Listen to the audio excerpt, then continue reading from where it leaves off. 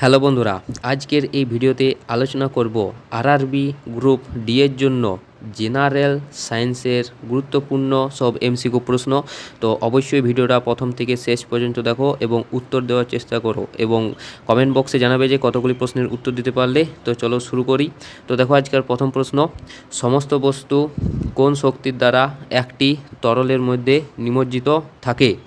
তো এখানে সঠিক উত্তর দেখো, তো এখানে সঠিক উত্তর হলো অপশন বি, প্লাবতা শক্তির দ্বারা। আর প্লাবতা শক্তি হলো তরল দ্বারা উপরের দিকে প্রায়োগিক বল, আর এই বলের জন্য বস্তু তরলে ভাসতে বা নিমজ্জিত হতে পারে, আর এটি আর্কিমিডিসের সূত্র অনুযায়ী নির্ধারিত হয়। পরবর্তী প্রশ্ন দেখো, নিচের কোনটি ঘরের তাপমাত্রায় কঠিন অবস্থায় থাকে? নিচের কোনটি ঘরের তাপমাত্রায় কঠিন অবস্থায় থাকে? তো এখানে সঠিক উত্তর দেখো, তো এখানে সঠিক উত্তর হলো আয়োডিন, অপশন সি আয়োডিন ঘরের তাপমাত্রায় এটি কঠিন, আর এটি বেগুনি রঙের স্ফটিক আকারে থাকে, আর অন্যান্য গ্যাস বা তরল অবস্থায় থাকে। পরবর্তী প্রশ্ন, আলোর গতিবেগ কে নির্ণয় করেন? আলোর গতিবেগ কে নির্ণয় করেন? তো এখানে সঠিক উত্তর দেখো, তো আলোর গতিবেগ নির্ণয় করেন অপশন সি রোমার। রোমার প্রথম আলোর বেগ পরিমাপ করেন তিনি জুপিটার উপগ্রহ পর্যবেক্ষণ করে এটি নির্ণয় করেন, আর এটি ছিল আলোর গতির প্রথম বৈজ্ঞানিক প্রমাণ। পরবর্তী প্রশ্ন, কুড়ি থেকে ফুল ফোটা কী ধরনের চলন? কুড়ি থেকে ফুল ফোটা কোন ধরনের চলন? তো এখানে সঠিক উত্তর দেখো, তো এখানে সঠিক উত্তর হলো অপশন বি ন্যাস্টিক চলন হলো কুড়ি থেকে ফুল ফোটা। ন্যাস্টিক চলন উদ্ভিদের একটি অদিক নির্দেশিত চলন, আর আলো বা স্পর্শের প্রভাবে এটি ঘটে, আর কুড়ি থেকে ফুল ফোটা এরই একটি উদাহরণ। পরবর্তী প্রশ্ন, যদি তাপমাত্রা বাড়ে তাহলে শব্দের গতিবেগ কী হয়? তাহলে শব্দের গতিবেগ কী হয়? যদি তাপমাত্রা বাড়ে তাহলে বায়ুর অণুগুলির গতি বৃদ্ধি পায়, ফলে শব্দ দ্রুত ছড়িয়ে পড়ে, তাই শব্দের বেগ বেড়ে যায় বা বৃদ্ধি পায়। পরবর্তী প্রশ্ন, অপটিক্যাল ফাইবার কোন নীতির উপর কাজ করে? অপটিক্যাল ফাইবার কোন নীতির উপর কাজ করে? তো দেখো এখানে সঠিক উত্তর হলো অপটিক্যাল ফাইবারে আলো বরাবর প্রতিফলিত হয়, আর এটি সম্পূর্ণ অভ্যন্তরীণ পূর্ণ প্রতিফলনের নীতিতে কাজ করে অপটিক্যাল ফাইবার। পরবর্তী প্রশ্ন, হেরিডিটি এর একক কী? হেরিডিটি এর একক কী? তো এখানে সঠিক উত্তর হলো হেরিডিটির একক হলো অপশন বি জিন হলো বংশগতির মৌলিক একক বা হেরিডিটির একক। এটি ডিএনএ এর একটি অংশ, আর এটি বৈশিষ্ট্য প্রজন্ম থেকে অন্য প্রজন্মে বয়ে নিয়ে যায়। পরবর্তী প্রশ্ন, পর্যায় সারণীর একই শ্রেণীর অন্তর্ভুক্ত মৌলগুলির কোন ধর্মের সাদৃশ্য থাকে? পর্যায় সারণীর একই শ্রেণীর অন্তর্ভুক্ত মৌলগুলির কোন ধর্মের সাদৃশ্য থাকে? তো এখানে সঠিক উত্তর দেখো, একই গ্রুপের মৌলগুলির মধ্যে রাসায়নিক ধর্মের সাদৃশ্য থাকে, যেমন ক্ষার ধাতুদের ধর্ম একই হয়। পরবর্তী প্রশ্ন দেখো, রক্তচাপ মাপার যন্ত্রের নাম কি? রক্তচাপ মাপার যন্ত্রের নাম কি? তো এখানে সঠিক উত্তর হলো রক্তচাপ মাপার যন্ত্রের নাম হলো স্পিগমোম্যানোমিটার। স্পিগমোম্যানোমিটার যন্ত্রের সাহায্যে রক্তচাপ মাপা হয়। পরবর্তী প্রশ্ন, গতিশক্তি সর্বদা কি হয়? গতিশক্তি সর্বদা কি হয়? গতিশক্তি সর্বদা ধনাত্মক হয়। গতিশক্তি সর্বদা ধনাত্মক হয়, এই গতিশক্তি কখনোই ঋণাত্মক হতে পারে না। পরবর্তী প্রশ্ন দেখো, নিম্নের কোনটি বিপরীত অভিমুখে ক্রিয়া করে? নিচের কোনটি বিপরীত অভিমুখে ক্রিয়া করে? তো এখানে সঠিক উত্তর দেখো, ঘাত এবং ওজন। ঘাত এবং ওজন পরস্পর বিপরীত অভিমুখে কাজ করে। ঘাত সাধারণত উপরের দিকে কাজ করে এবং ওজন নিচের দিকে কাজ করে। পরবর্তী প্রশ্ন, সর্পগন্ধা গাছের মূলে কোনটি পাওয়া যায়? সর্পগন্ধা গাছের মূলে কোনটি পাওয়া যায়? তো এখানে সঠিক উত্তর দেখো, তো এই সর্পগন্ধা গাছের মূলে পাওয়া যায় রেসারপিন। রেসারপিন, যেটি উচ্চ রক্তচাপ কমাতে ব্যবহৃত হয় এই রেসারপিন। পরবর্তী প্রশ্ন, নিষেকের পর ফুলের কোন অংশটি ফলে পরিণত হয়? নিষেকের পর ফুলের কোন অংশটি ফলে পরিণত হয়? তো নিষেকের পর ডিম্বাশয় ফলে পরিণত হয়। বীজ ডিম্বক থেকে তৈরি হয়, আর এটি একটি উদ্ভিদের প্রজনন ক্রিয়া। পরবর্তী প্রশ্ন, অ্যান্টিমনি ও আর্সেনিক কোন বিভাগের অন্তর্গত? অ্যান্টিমনি ও আর্সেনিক কোন বিভাগের অন্তর্গত? তো অ্যান্টিমনি ও আর্সেনিক হলো এক ধরনের উপধাতু। এদের ধাতু ও অধাতুর মাঝামাঝি ধর্ম আছে, তাই এরা উপধাতু।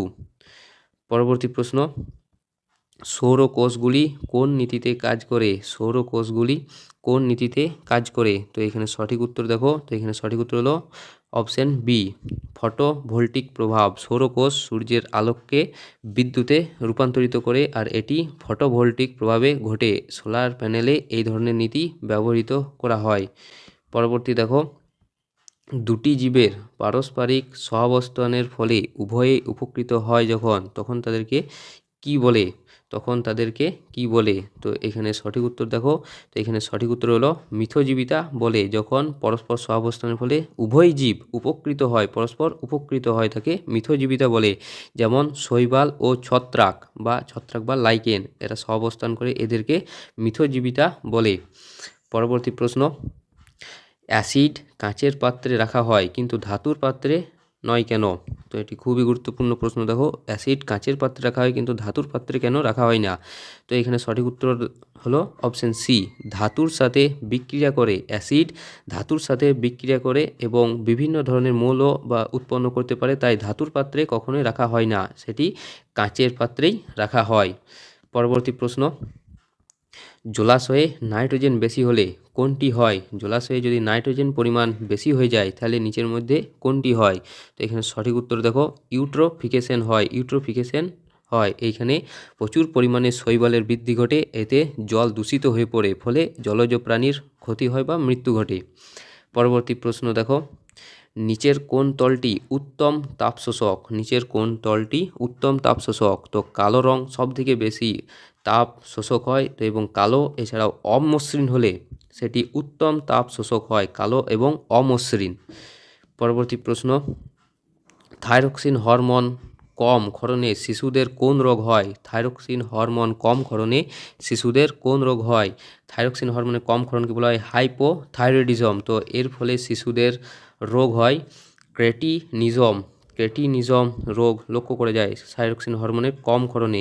থাইরক্সিন হরমোনের কম ক্ষরণের ফলে বড়দের মিক্সিডিমা রোগটি লক্ষ্য করা যায়।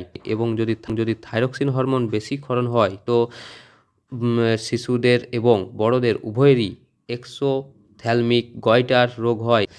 পরবর্তী প্রশ্ন, নিম্নের কোনটি সবচেয়ে মিষ্টি শর্করা? নিম্নের কোনটি সবথেকে মিষ্টি শর্করা?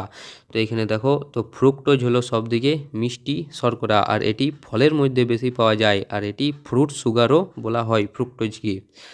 পরবর্তী প্রশ্ন, গাড়ির চালকের সুরক্ষার জন্য ব্যবহৃত এয়ারব্যাগ কি থাকে? এয়ারব্যাগে কি থাকে? তো গাড়ি চালকের সুরক্ষার জন্য এয়ারব্যাগে আমরা সোডিয়াম এজাইড লক্ষ্য করি। সোডিয়াম এজাইড গাড়ি যখন অ্যাক্সিডেন্টের ঠিক আগে রাসায়নিক বিক্রিয়ার ফলে নাইট্রোজেন গ্যাস উৎপন্ন করে, যা গাড়ির চালককে সুরক্ষা দেয়।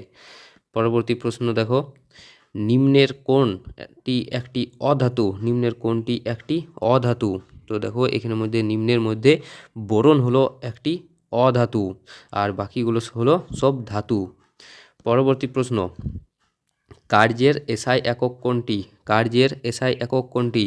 তো দেখো, কার্যের এসআই একক হলো জুল। কার্যের এসআই একক হলো জুল, এবং কার্যের সিজিএস একক হলো আর্গ। কার্যের সিজিএস একক হলো আর্গ। আর এক জুল এক জুল সমান 10⁻7 আর্গ। 10⁻7 আর্গ। পরবর্তী প্রশ্ন, মানুষের বৈজ্ঞানিক নাম কি? মানুষের বৈজ্ঞানিক নাম কি? তো মানুষের বৈজ্ঞানিক নাম হলো হোমো স্যাপিয়ান্স। হোমো স্যাপিয়ান্স অর্থাৎ বুদ্ধিমান মানুষ, আর এটি আধুনিক মানুষের প্রজাতি হোমো স্যাপিয়ান্স। পরবর্তী প্রশ্ন, মৌমাছি মধু তৈরি করে, তাই মৌমাছিকে বলা হয় নিচের মধ্যে কোনটি? মৌমাছিকে কি বলা হয়? তো মৌমাছি মধু তৈরি করে, তাই মৌমাছিকে বলা হয় প্রথম শ্রেণীর খাদক। প্রথম শ্রেণীর খাদক হলো যারা উদ্ভিদকে খেয়ে বা উদ্ভিদের উপর নির্ভর করে বেঁচে থাকে, তাদেরকে প্রথম শ্রেণীর খাদক বলা হয়। তো এখানে মৌমাছি হলো এক ধরনের প্রথম শ্রেণীর খাদক। পরবর্তী প্রশ্ন, মানুষের শরীরে কয়টি যুগ্ম সেক্স ক্রোমোজোম থাকে? মানুষের শরীরে কয়টি যুগ্ম সেক্স ক্রোমোজোম থাকে? তো এখানের মধ্যে সঠিক উত্তর হলো এক জোড়া যুগ্ম সেক্স ক্রোমোজোম লক্ষ্য করা যায়। মানুষের শরীরে মোট 23 জোড়া ক্রোমোজোম থাকে, এর মধ্যে 1 জোড়া সেক্স ক্রোমোজোম থাকে, XX কিংবা XY হয়। পরবর্তী প্রশ্ন, অগ্নি নির্বাপক যন্ত্রে কোন গ্যাস ব্যবহার করা হয়? অগ্নি নির্বাপক যন্ত্রে কোন গ্যাস ব্যবহার করা হয়? তো এখানে সঠিক উত্তর হলো option C, carbon die oxide gas যন্ত্রে ব্যবহার করা হয়। পরবর্তী প্রশ্ন, এক্স রে কে আবিষ্কার করেন? এক্স রে কে আবিষ্কার করেন? তো এখানে সঠিক উত্তর হলো এক্স রে আবিষ্কার করেন William Röntgen. William Röntgen X ray আবিষ্কার করেন। তিনি এটি আবিষ্কার করেছিল 1895 সালে। 1895 সালে এক্স রে আবিষ্কার করেছিলেন। পরবর্তী প্রশ্ন, নিচের কোন উদ্ভিদকুলাটি সালোক সংশ্লেষ সম্পন্ন করে? কোন কলাটি সালোক সংশ্লেষ সম্পন্ন করে? তো এখানে সঠিক উত্তর হলো ক্লোরেনকাইমা। ক্লোরেনকাইমা হলো সালোক সংশ্লেষ সম্পন্ন করে। পরবর্তী প্রশ্ন এবং আমাদের শেষ প্রশ্ন দেখো, চুল এবং নখ এর মধ্যে কোন প্রোটিন পাওয়া যায়? চুল এবং নখের মধ্যে কোন প্রোটিন পাওয়া যায়? তো এই প্রশ্নটার উত্তর তোমরা অবশ্যই কমেন্ট বক্সে কমেন্ট করে জানাও। তো এই ছিল আমাদের আজকের ভিডিও। তো এই 31টা প্রশ্নের মধ্যে কতগুলি প্রশ্নের উত্তর দিতে পারলে তা অবশ্যই তোমরা কমেন্ট বক্সে কমেন্ট করে জানাবে এবং এই প্রশ্নটা অবশ্যই জানাবে।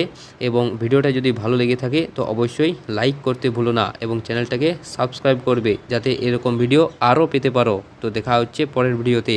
ধন্যবাদ।